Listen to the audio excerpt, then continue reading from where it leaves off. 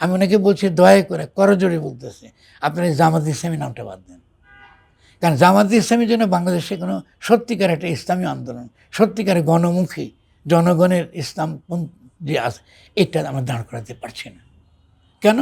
জামাত ইসলামী এই নামে 71 সালে বাংলাদেশের জনগণের বিরুদ্ধে গণহত্যার সহযোগী ছিল। তারা যে দল আমার জনগণকে হত্যায় অংশগ্রহণ করেছিল বা এই নামে সে যে বয়ান দিয়েছিল, যে বয়ানটা আমার রাজনৈতিক অস্তিত্বের বিপরীত, আমি তো ছোট্ট চাইতেছি আপনি এটা এই নামটা বদলান।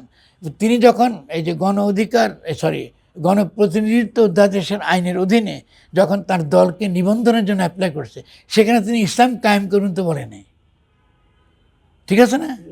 তাই তিনি মওদুদিবাদ কায়েম করুন এটা বলে নেই, গণতন্ত্রের কথাই বলেছে, গণতন্ত্রকে নিবন্ধ দিত না। তাহলে তিনি কেন নামটা বদলাতে তার তো অনাগ্রহ কেন? আজকে যদি মীর কাসেম জীবিত